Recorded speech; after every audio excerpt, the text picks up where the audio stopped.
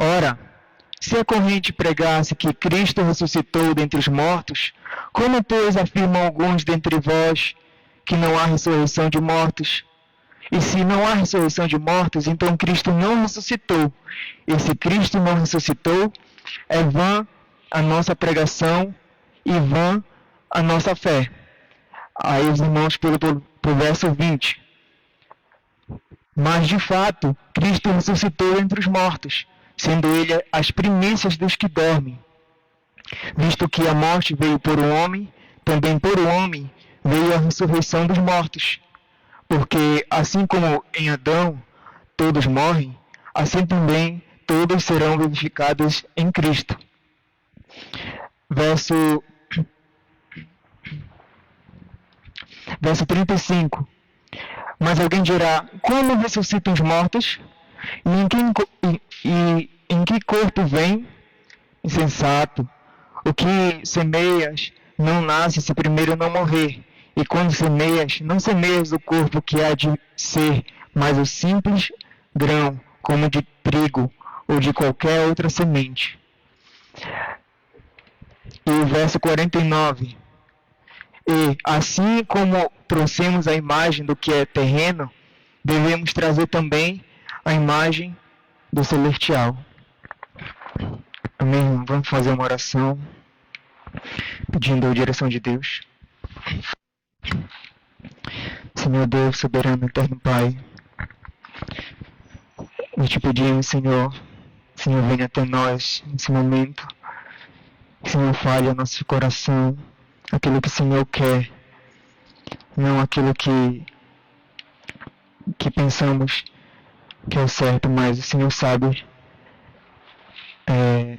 o que é o certo para nós, que nós necessitamos, Senhor. Que o Senhor possa nos edificar nesse firme fundamento, que é o Senhor próprio, que é Cristo. Que o Senhor possa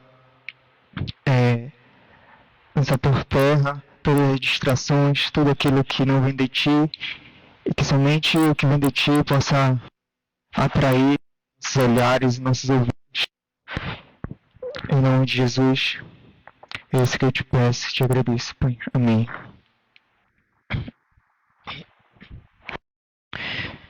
Irmãos, esse texto de 1 Coríntios, o apóstolo Paulo fala sobre a ressurreição, tanto a ressurreição de Cristo, como a ressurreição dos mortos, a nossa ressurreição. E ao escolher esse texto, eu não sabia que o pastor vinha trazer também uma mensagem sobre a ressurreição pela manhã. Então, foi da parte de Deus que isso acontecesse, para que uma coisa se encaixasse na outra, né? E esse texto vai complementar a mensagem que o pastor trouxe pela manhã. E vai ser mais fácil de nós entendermos a respeito da ressurreição. Então, irmãos, esse texto foi escrito para uma igreja numa cidade chamada Corinto, na Grécia. E essa doutrina acerca da ressurreição era um assunto de debate acirrado na igreja de Corinto, assim como outras doutrinas, né?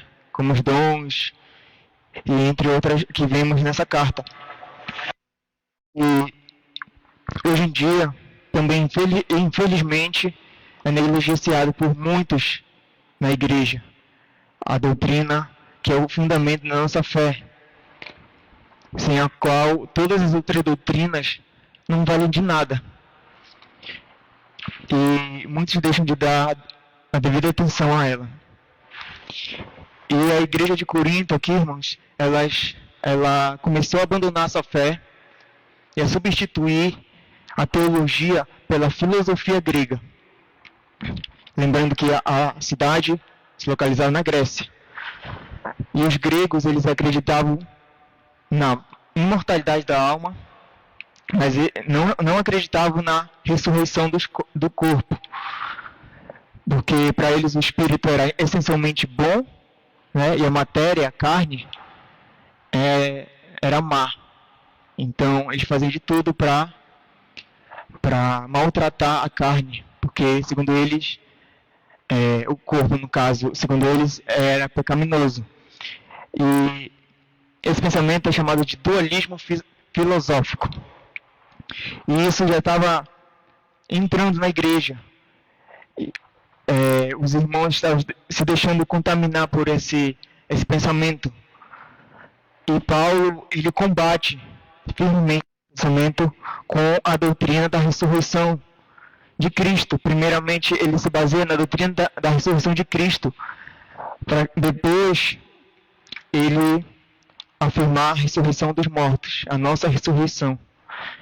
E a resposta de Paulo está dividida em 3 partes, irmãos. Ele começa do verso 1 ao verso 11, reafirmando o ponto que eles tinham em comum. Qual era o ponto? Que Cristo ressuscitou dentre os mortos. Na segunda parte, do verso 12 ao verso 34, Paulo trata daquilo que para ele são 2 posições contraditórias da parte deles, dos coríntios, que é a crença na ressurreição de Cristo, que eles confirmavam, e a negação da ressurreição deles mesmos. E a terceira parte, que abrange o versículo 35 até o final, ele aborda um novo assunto, que é como os mortos ressuscitam, né? Que é levantada a pergunta: como ressuscitam os mortos e em que corpo vem?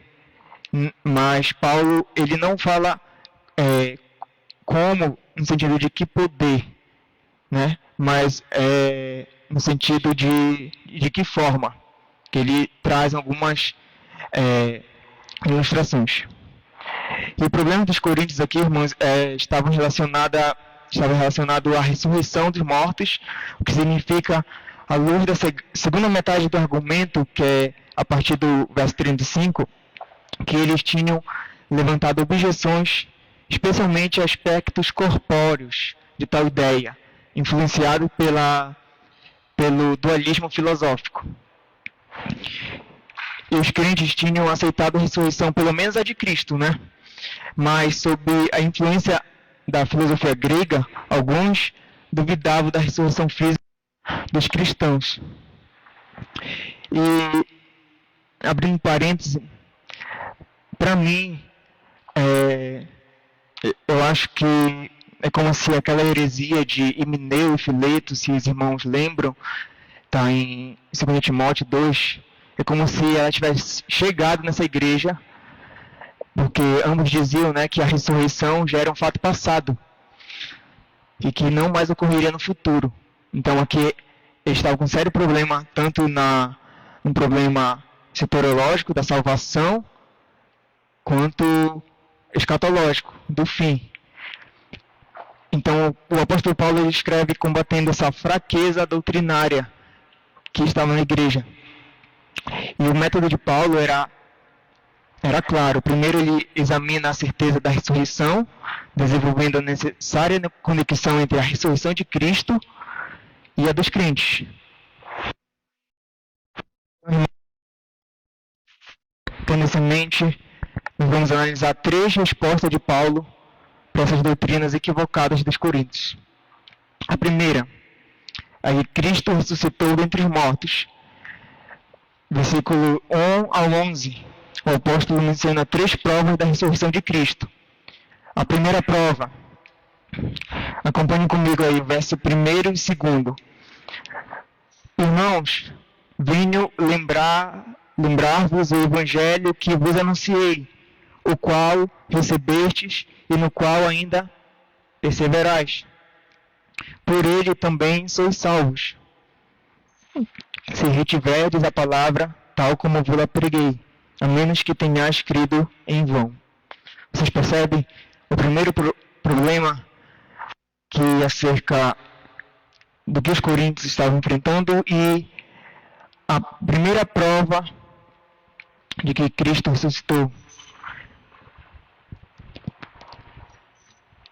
acerca da salvação, a salvação dos coríntios. Um Salvador morto, ele não poderia salvar ninguém. Cristo não ressuscitou, ele não tem nenhuma credencial para salvar. O Redentor morto é impotente e nada pode fazer para redimir o pecador. Então a advertência é de que a própria existência deles como crentes está em jogo nessa questão. Ou seja, qualquer desvio doutrinário desse evangelho que os salvou e no qual eles estão firmes ou ainda perseveram, ele coloca eles em risco de crer em vão. Então eles estavam sendo contraditórios acerca da ressurreição. E assim, irmãos, devemos ter convicção na doutrina da salvação, em primeiro lugar, né? Porque assim como na ressurreição, pois elas estão entrelaçadas, não pode se distanciar uma da outra. Caso contrário, daremos crédito a notícias infundadas, ilusórias, como sendo verídica e autêntica, que é famosa, que é a ilusão da verdade. Um exemplo para os irmãos que hoje em dia está em alta, uma falsa doutrina chamada hipergraça. Eu prefiro chamar ela de graça barata, porque de hiper a graça já é, né? Já é abundante. Mas muitos chamam de hipergraça. Ela garante que podemos chegar a Cristo como estamos e permanecer o mesmo. Não há qualquer mudança de comportamento. Não precisa se arrepender dos pecados, porque a graça de Deus, no fim das contas, perdoa os pecados. Isso é uma distorção da verdade, irmãos. Porque o apóstolo João afirma em 1 João 3:6: todo aquele que permanece nele não vive pecando. Todo aquele que vive pecando não viu nem o conheceu. Então a palavra de Deus só esclarece que os promotores dessa hipergraça, dessa graça barata, eles na verdade não nasceram de novo. E assim, irmãos, nós somos salvos porque Cristo ressuscitou. Em segundo lugar, acompanhe comigo, versículo 13.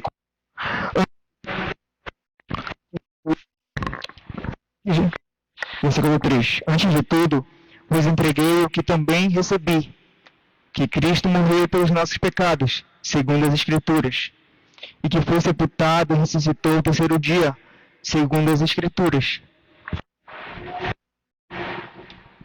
Então, Paulo cita as Escrituras do Antigo Testamento. Ele faz isso de modo geral. Ele não cita passagens específicas do Antigo Testamento, mas ele fala segundo as Escrituras. A morte de Jesus não foi um acidente, nem sua ressurreição uma surpresa. Tudo já estava profetizado nas Escrituras. Jesus ressuscitou conforme dizem as Escrituras. A ressurreição de Cristo foi um acontecimento histórico, profetizado pelo próprio Deus. Devemos entender,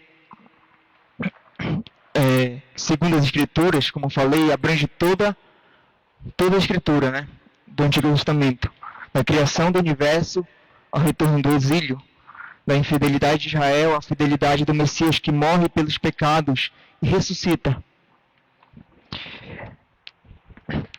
Irmãos, a confiabilidade na Bíblia Sagrada está sendo atacada. A fé que temos nas Escrituras Sagradas está sendo atacada principalmente por pastores e teólogos liberais, que eles já não creem que ela é a palavra de Deus e é útil para os nossos dias. Eles alegam que certos assuntos estão muito ultrapassados e que temos que atualizar a Bíblia. No entanto, meus irmãos, ela é a nossa única regra de fé e prática, e nela nos apegamos firmemente ao que diz: toda a Escritura é inspirada por Deus e útil para o ensino, para a repreensão, para a correção, para a educação na justiça, a fim de que o servo de Deus seja perfeito e perfeitamente habilitado para toda boa obra. 2 Timóteo 3, 16 e 17. Em terceiro lugar, a terceira prova que Paulo e Cristo ressuscitou é que Cristo foi visto por várias testemunhas. Acompanhe comigo os versos dos versos 5 ao verso 11. E apareceu a Cefas e depois aos 12. Depois foi visto por mais de 500 irmãos de uma só vez, dos quais a maioria sobrevive até agora, porém alguns já dormem, dizendo que eles já morreram. Foi visto por Tiago, mais tarde por todos os apóstolos, e, afinal, depois de todos, foi visto também por mim, como por um nascido fora de tempo, porque eu sou o menor dos apóstolos, que mesmo não sou de ser chamado apóstolo, pois persegui a igreja de Deus, mas pela graça de Deus sou o que sou, e a sua graça que me foi concedida não se tornou vã, antes e muito mais. Todavia, não eu, mas a graça de Deus comigo. Portanto, seja eu, sejam eles, assim pregamos e assim crestes. Então, a ressurreição de Jesus foi um fato histórico incontroverso, com várias provas incontestáveis. Paulo diz que Jesus Cristo foi ressuscitado e visto por várias testemunhas, muitas das quais ainda estão vivas. Foi vista por Pedro, Tiago e pelos 12. Foi vista por mais de 500 irmãos de uma só vez. E muitos ainda estavam vivos. Essa doutrina, irmãos, é muito atacada. E o cético, ou seja, aqueles que não creem nessa doutrina, eles dizem que Cristo, eles alegam, né, que Cristo não chegou a morrer, ou que os discípulos furtaram seu corpo, ou que os discípulos foram um túmulo errado, e entre outras mentiras, né, que eles inventam. Porém, irmãos, a verdade permanece em pé, e toda investida contra essa doutrina da ressurreição é falha.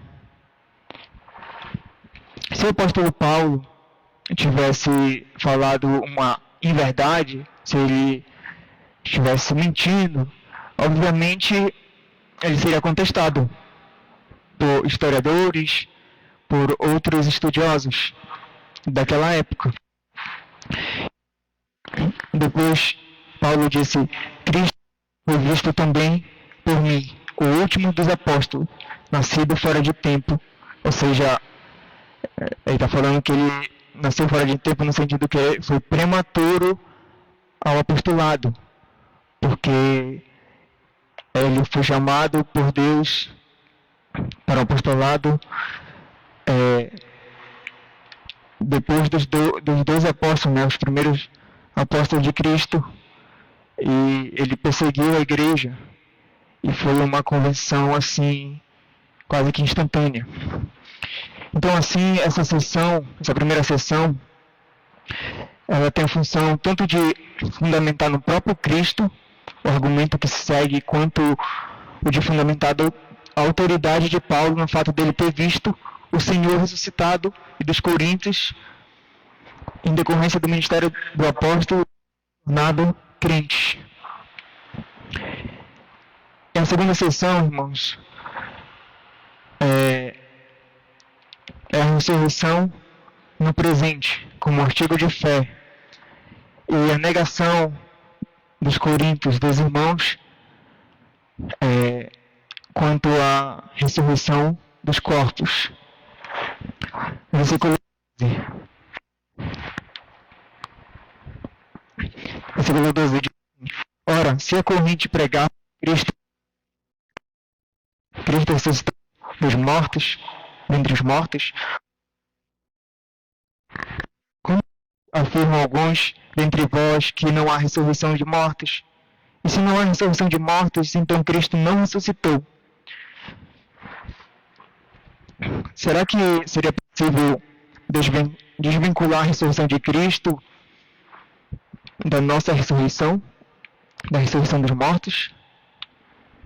É claro que não, né, irmãos? Negar a ressurreição dos mortos é negar a ressurreição de Cristo. Esse que é o argumento de Paulo.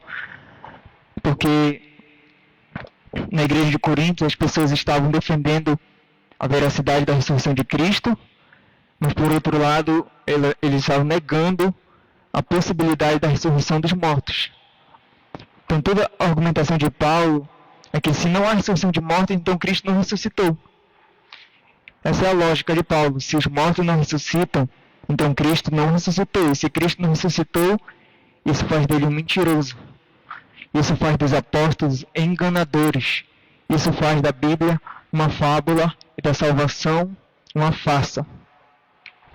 Então a lógica de Paulo é irresistível, irmãos.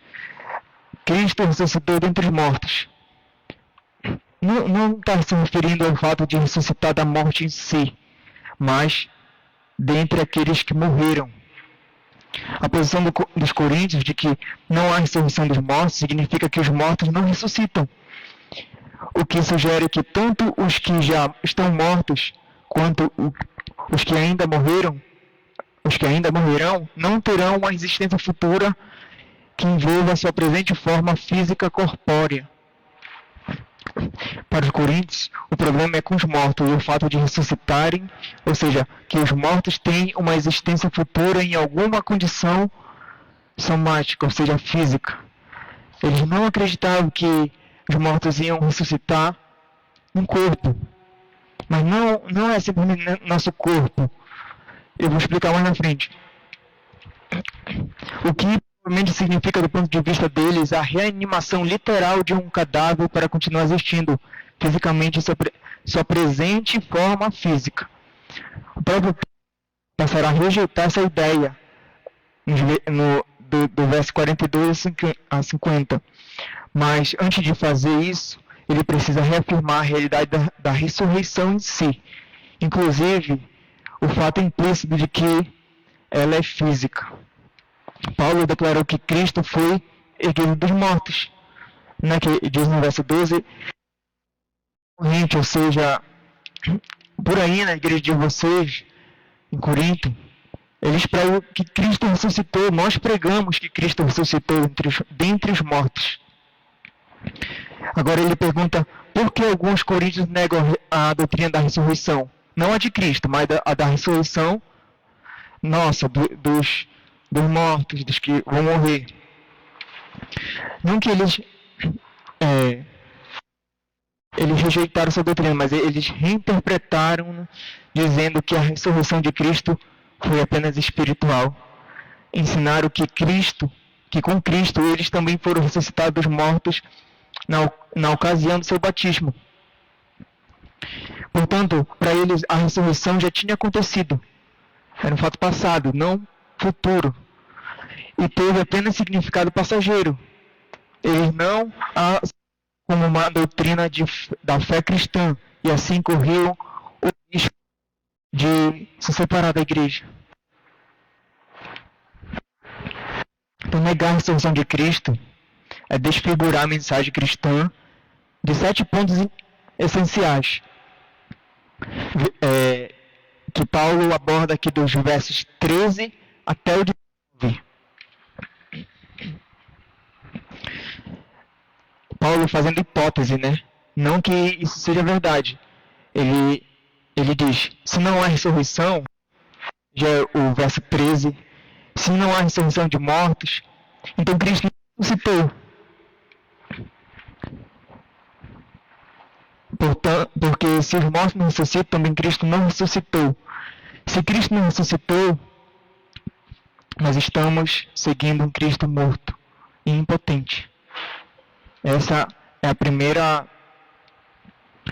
é o primeiro ponto que Paulo contestar essa falsa doutrina, ele alega. E o segundo ponto, ainda o verso 14, Se Cristo não ressuscitou, é vã nossa pregação. Então, se Cristo não ressuscitou, irmãos, a prática da pregação é perda de tempo. Ouvir uma mensagem cristã é algo sem propósito. Se Cristo não ressuscitou, a fé evangélica é vazia de sentido, de conteúdo e de qualquer proveito. Então, para que sair das nossas casas toda semana para ouvir uma pregação? A terceira hipótese de Paulo é vã a vossa fé, ainda no versículo 14. Se Cristo não ressuscitou, nossa fé está baseada numa mentira, numa armadilha. Se Cristo não ressuscitou, estamos fundamentando a nossa crença em algo vazio. O próximo ponto. Somos tidos por testemunhas de Deus, por falsas testemunhas de Deus. Verso 15. Se Cristo não ressuscitou, nós estamos dizendo que Deus fez algo que ele não fez. Então, estamos alegando que Deus é mentiroso. E o próximo ponto. Permanecei nos vossos pecados. Verso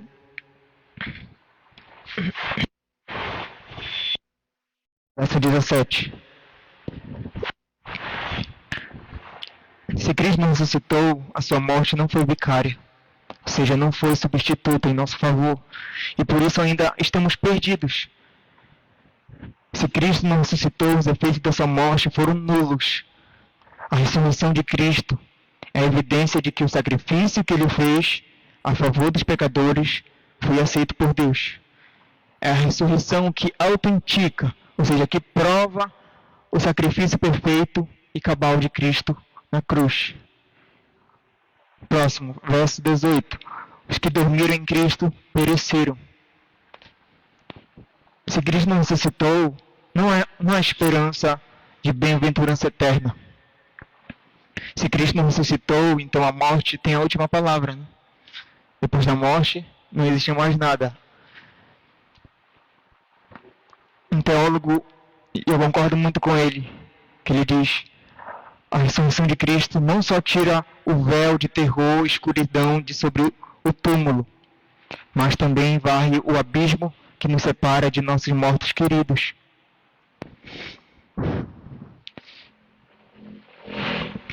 E o último, somos os mais infelizes de todos os homens. Verso 19. Se a nossa esperança em Cristo se limita apenas a esta vida, somos os mais infelizes de todos os homens. Eu gosto da versão Almeida corrigida, que ela traz a versão: somos os mais miseráveis de todos os homens. Então, se Cristo não ressuscitou, nós somos um bando de pessoas enganadas. Se Cristo não ressuscitou, o hedonismo é a filosofia que busca o prazer por finalidade da vida. É o que o mundo prega, né? Eles estão com razão, irmãos. Se Cristo não ressuscitou, quem está vivendo sem freios, sem absolutos, está com razão. Então, se Cristo não ressuscitou, comamos e bebamos, porque amanhã morreremos. A ideia de Paulo é que negar a ressurreição dos mortos não é somente negar o próprio passado, mas é também, em última instância, negar qualquer futuro real. Então, não tem novos céus, nova terra, nem inferno e nem eternidade.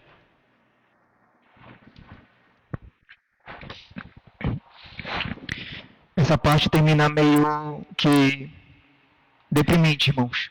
Mas graças a Deus que esse capítulo não termina aqui. Porque ele continua.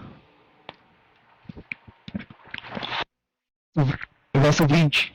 Mas de fato, Cristo ressuscitou dentre os mortos, sendo ele as primícias dos que dormem. É isso que aquece o nosso coração, irmãos. É isso que nos dá sentido para a vida. Nós vamos examinar agora os aspectos positivos acerca da ressurreição. Essa é a última menção que Paulo faz acerca da ressurreição de Cristo nesse argumento. Mas tudo que ele discorre, tudo que ele fala a seguir é baseado na ressurreição de Cristo. Então não percamos o foco que a nossa base é Cristo ressuscitado. A intenção de Paulo, irmãos, é demonstrar que a ressurreição de Cristo se opõe à ideia desses irmãos em Coríntios, de que não há ressurreição dos mortos, mas também que a ressurreição dele o que torna a inevitável a ressurreição dos crentes que morreram. O termo primícias que Paulo fala no verso 20, se referindo a Jesus, indica que o primeiro molho da futura comunhão será seguido pelo restante dos molhos. Não sei se os irmãos lembram, no Antigo Testamento, o povo hebreu, o povo de Israel, eles sempre separavam o primeiro feixe da colheita. E assim Cristo, primícias levantadas da morte, é a garantia para todos aqueles que lhe pertencem, de que eles também compartilharão da sua ressurreição.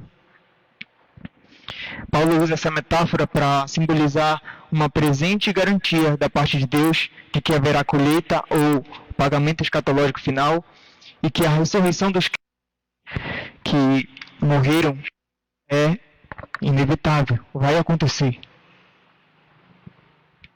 Então Cristo, como primícias dos que dormem, é o modelo da nossa ressurreição.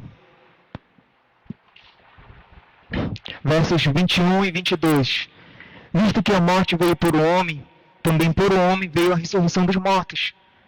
Porque assim como em Adão todos morrem, assim também todos serão vivificados em Cristo. Então Paulo agora ele traça uma analogia entre dois homens representativos. Adão, o cabeça da velha criação, em que todos morrem, e Cristo, o cabeça da nova criação, o primogênito dentre os mortos, onde Paulo cita também Colossenses 1,18 e Apóstolo João, Apocalipse 1,5. Através desse primogênito, todos são vivificados na ressurreição. Essa analogia Adão-Cristo é, portanto, uma alternativa de mostrar como a ressurreição de Cristo torna inevitável a ressurreição daqueles que dormiram em Cristo, que morreram em Cristo, né? De certeza, irmãos, que os crentes participem da ressurreição entre os mortos por meio do segundo homem, Cristo, que com sua ressurreição ele reverteu o processo iniciado em Adão. Portanto, inadmissível, não é possível, não é admissível que os coríntios, ou que nós mesmos, digam que não há ressurreição dos mortos. Essa ressurreição se torna necessária em virtude da ressurreição de Cristo, porque estão intrinsecamente atreladas uma da outra.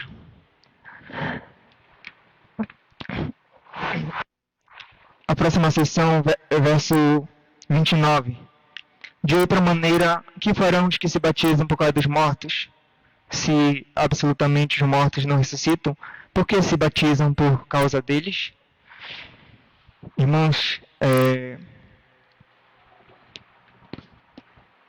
nessa sessão há uma infinidade de opções interpretativas. E nenhuma delas é convincente com o sentido natural do texto. Para os irmãos terem uma noção, eu encontrei pelo menos 9 interpretações sobre o batismo dos mortos, que Paulo cita aqui. E nenhuma, os próprios teólogos, né, afirmam que não é convincente com o texto, porque ela se contradiz Olha só, há dois problemas aqui. Não há precedente, primeiro, não há precedentes históricos ou bíblicos para esse batismo. Aliás, no Novo Testamento não fala absolutamente nada a respeito desse batismo. Você tem conhecimento de nenhuma das outras igrejas e nenhuma comunidade cristã ortodoxa nos séculos posteriores. E o segundo problema é teológico. O problema teológico leva à pergunta de como Paulo pode recorrer, sem uma clara desaprovação, a uma prática que é tão fortemente contrária ao seu entendimento acerca da justificação pela graça, por meio da fé. Até porque nós sabemos, irmãos, que um ritual religioso não pode efetuar salvação. E muito menos batizar por causa dos mortos.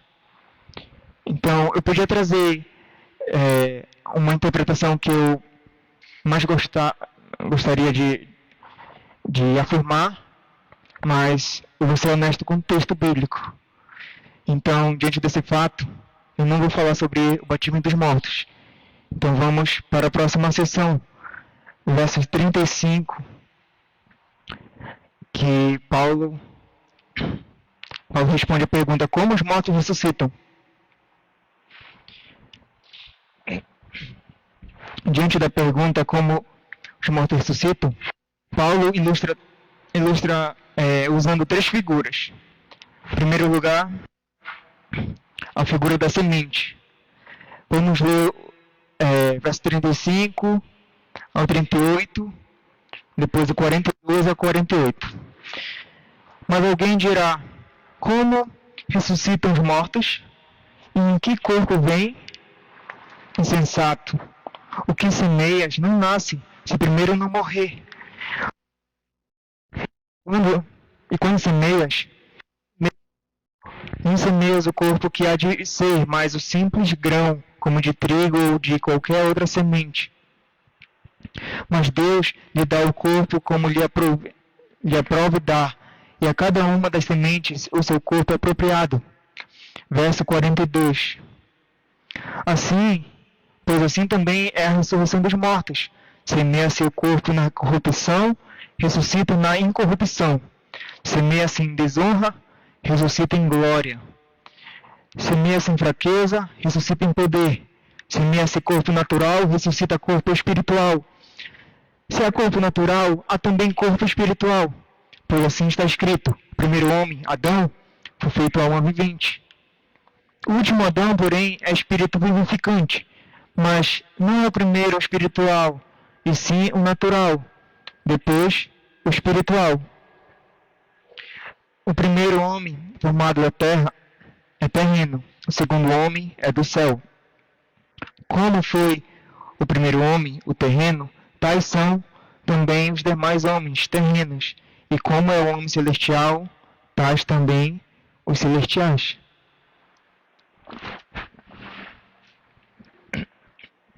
Então Paulo responde a pergunta: como os mortos ressuscitam? Não com que poder os mortos ressuscitam, que nós sabemos que é através do poder de Deus, mas de que forma os mortos ressuscitam? A primeira figura é a figura da semente. O sepultamento de uma pessoa é uma semeadura. O que nasce da semente é da mesma natureza. Paulo emprega uma simples figura para nos ensinar a continuidade do corpo. Não é o outro corpo que vai ressuscitar. É o nosso corpo. A nossa mesma identidade. Quando nós plantamos uma semente de manga, a gente não vai esperar que nasça um abacateiro. E assim somos nós. Quanto à ressurreição, a continuidade e há também descontinuidade. O corpo ressurreto, ele não é mais o mesmo, no sentido que não que a gente vai perder a nossa identidade, mas nós teremos as mesmas características que temos agora, que foi o corpo que foi semeado, mas ele é infinitamente superior. A palavra diz que é um corpo glorificado. teremos o corpo semelhante ao de Jesus ressuscitado, que era incorruptível, glorioso, poderoso e espiritual. Sendo assim, de que forma os mortos ressuscitam? Corporalmente, né? Essa é a primeira resposta. Mas em um corpo adaptado às novas condições do futuro.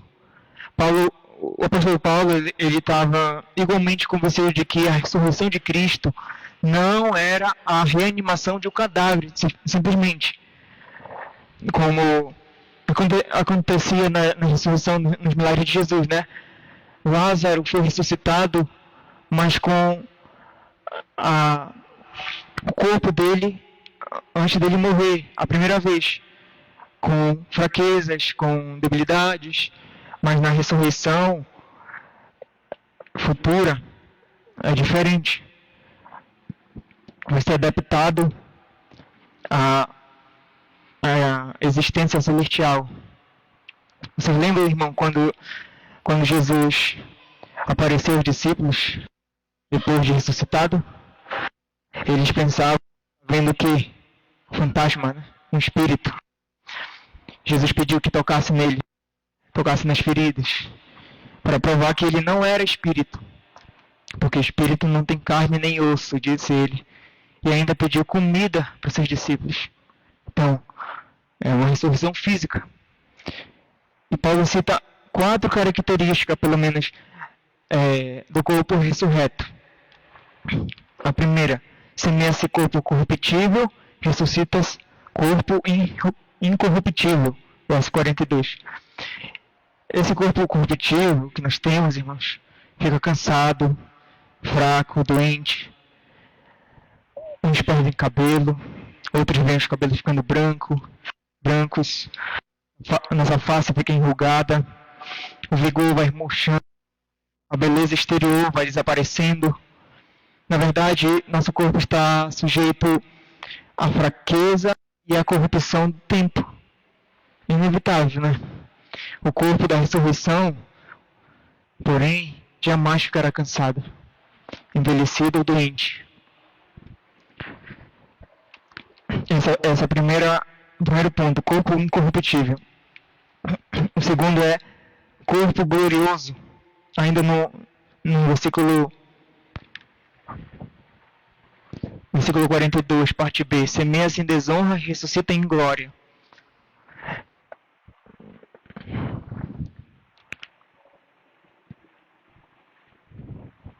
Há corpos deformados, mutilados, enfraquecidos, doentes, nessa presente era. Porém, o apóstolo Paulo, ele diz que o corpo ressuscitado, esse é um corpo glorioso. Esse corpo vai brilhar como o sol no seu esplendor. Será semelhante da glória de Cristo. Nós lemos isso em Filipenses 3:21. Terceiro ponto, corpo de poder. Verso 43. Semeia-se em fraqueza, ressuscita em poder. Quando Jesus ressuscitou, ele entrava numa sala fechada, sem abrir a porta. Ele saía de um lugar e aparecia no outro lugar, num estalar de dedos. Cristo, ele entrava em lugares trancados e aparecia em lugares distantes em questão de segundos. O corpo da ressurreição não estará mais limitado às leis da natureza. A Bíblia diz que nós vamos ter um corpo semelhante ao corpo da glória de Jesus Cristo, como citei em Filipenses 3:1. E o quarto ponto, semeia-se corpo natural, ressuscita-se corpo espiritual, verso 44.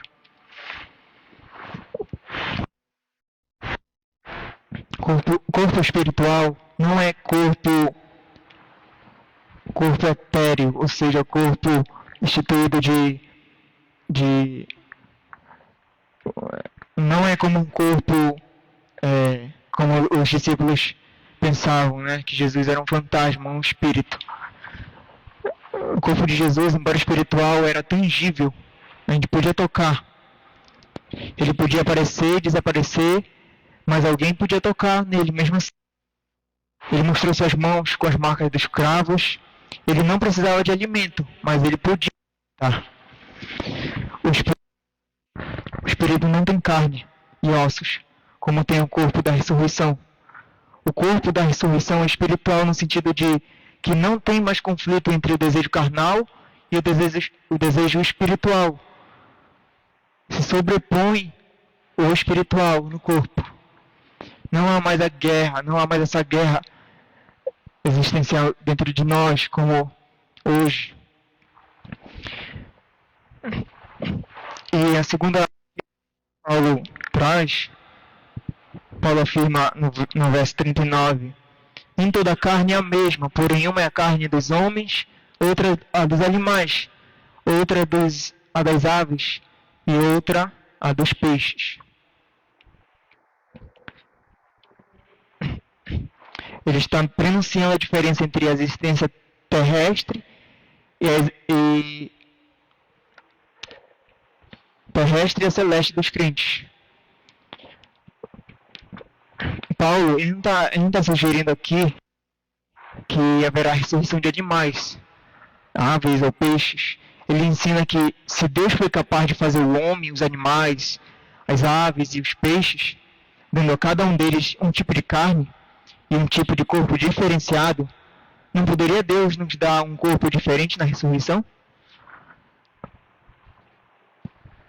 De novo, irmão, diferente não digo de uma fisionomia diferente da qual nós temos, mas aspectos poderosos, gloriosos. Assim como a alegação de Paulo é, assim como há diferentes tipos de carne, há também diferentes corpos na ressurreição. E a terceira figura é a figura dos corpos celestiais. Paulo diz, verso 40 e 41. Também há corpos celestiais e corpos terrestres. E sem dúvida, uma é a glória dos celestiais e outra a dos terrestres. Uma é a glória do sol, outra a glória da lua, e outra a das estrelas, porque até entre estrela e estrela há diferença de esplendor. Então existem diferenças nos corpos celestes, sol, lua, estrela. Uma estrela brilha mais, outra brilha menos, mas estrelas são estrelas. Assim como há diferentes estrelas em esplendor, assim também os corpos dos salvos, os nossos corpos vão diferir em glória uns dos outros. Todos os vasos estarão cheios no céu, embora haverá vasos maiores que outros. Essa é uma questão bíblica de galardões. Cada um vai receber uma medida certa de galardão.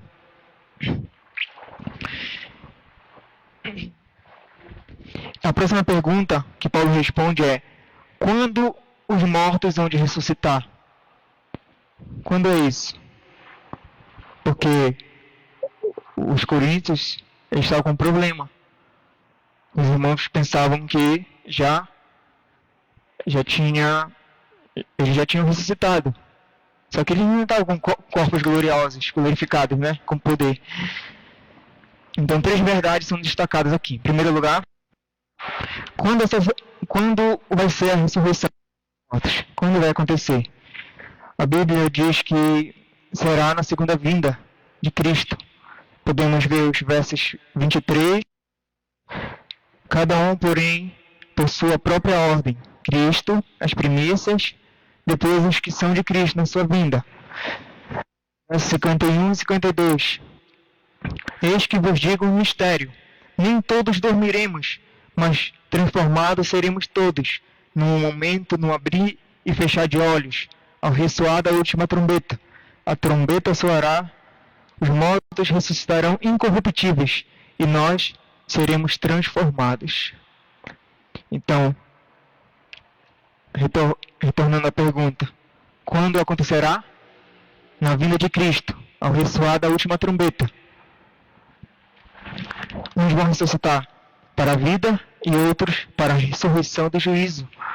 A ressurreição de Cristo abriu o caminho para os que dormem, para os que morreram. Isso é uma garantia, irmãos, de que todos os que estão em Cristo receberão também um corpo de glória semelhante ao dele. Amém? Em segundo lugar, a ressurreição será um evento repentino. O apóstolo Paulo escreve,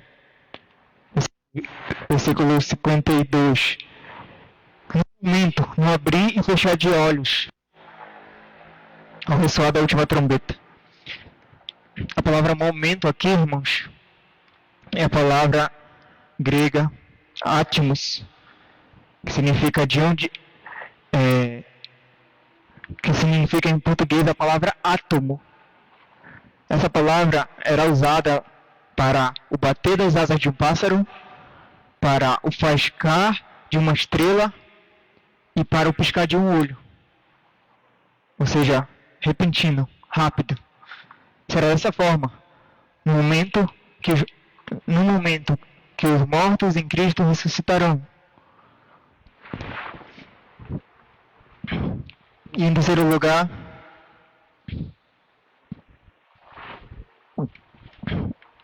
quando na segunda vinda de Cristo, quando os mortos hão de ressuscitar, a morte finalmente será tragada pela vitória.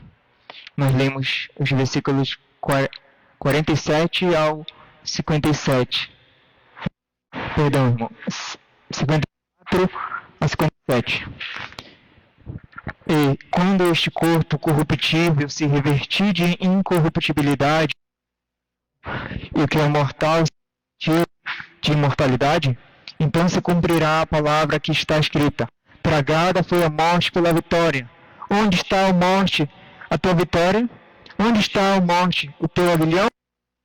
O aguilhão da morte é o pecado, e a força do pecado é a lei. Graças a Deus que nos dá a vitória por intermédio de nosso Senhor Jesus Cristo. Então Paulo termina esse capítulo dando um brado de vitória. Ele pergunta: onde está a morte, a tua vitória? Onde está a morte, o teu aguilhão?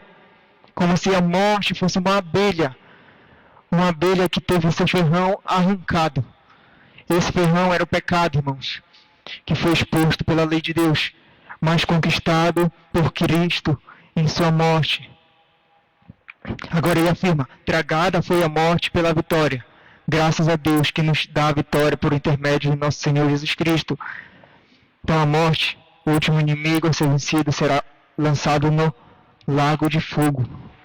É o que vimos em Apocalipse 20. Então, nós reinaremos com Cristo para sempre, com corpos incorruptíveis e imortais. E assim, citando ainda o texto de Paulo em 1 Tessalonicenses 4,17, e assim estaremos para sempre com o Senhor. Romanos 6,5, o qual lemos na liturgia. Porque se formos unidos com Ele na semelhança da sua morte, certamente o seremos também na semelhança da sua ressurreição. Assim, então, irmãos, assim como em coração bombeia o sangue que dá vida a todas as partes do corpo, assim a verdade da ressurreição vivifica todas as áreas da verdade evangélica, da verdade que acreditamos, da verdade que Cristo morreu, mas Ele não ficou para sempre na morte, Ele ressuscitou. Vamos para a aplicação, para nós encerrarmos. A ressurreição de Cristo é a doutrina central da fé cristã. Não seguimos um Cristo preso na cruz, retido no túmulo. A cruz e o túmulo estão vazios. Mas Cristo, vivo e todo-poderoso. A cruz sem a ressurreição é símbolo de fracasso e não de vitória. A ressurreição de Cristo é a garantia expiatória a nosso favor foi plenamente eficaz e aceita pelo Pai. Ele morreu pelos nossos pecados e ressuscitou para a nossa justificação. A ressurreição de Cristo prova que a morte não tem a última palavra. O aguilhão da morte foi tirado. Cessou o poder da morte. A morte foi vencida. A morte que hoje arranca lágrimas de nossos olhos já foi vencida por Cristo. Não haverá mais a morte que nos tem feito chorar. A ressurreição de Cristo nos mostra que a vida não é um simples viver, nem a morte é um simples morrer. Se Cristo ressuscitou, também nós vamos ressuscitar. E se nós vamos ressuscitar, o que fazer? O que importa-nos fazer hoje? Importa-nos trabalhar para Deus. A nossa obra no Senhor não é vã. É o que Paulo conclui esse texto, verso 58. Eu quero deixar esse texto para os irmãos. Portanto, meus amados irmãos, sede inabaláveis e sempre abundante na obra do Senhor, sabendo que no Senhor o vosso trabalho não é vão. Então Paulo exorta, assim como ele exorta aos Colossenses, capítulo 1, verso 23, a não se afastarem da esperança oferecida no Evangelho que vocês ouviram. Qual é a esperança? A esperança da ressurreição. A esperança que Cristo ressuscitou e que nós também ressuscitaremos com Ele. A esperança, diz Calvino, a esperança na ressurreição produz o efeito de fazer-nos incansáveis na prática das boas obras. É isso que nos mantém de pé, nos mantém convictos de que o nosso trabalho não é vão. Que acordamos toda manhã convicto que podemos fazer a obra do Senhor, porque cremos que um dia Ele ressuscitou e um dia nós ressuscitaremos com Ele e viveremos para sempre com Ele. Portanto, devemos trabalhar com ardor na expansão do reino de Deus. Amém? Que o Senhor nos dê graça para permanecer firmados na fé que temos e na doutrina da ressurreição dos mortos. Eu agradeço a oportunidade, irmãos, e que o Senhor nos abençoe. Vamos fazer uma oração para finalizar. Peço que os irmãos fiquem de pé.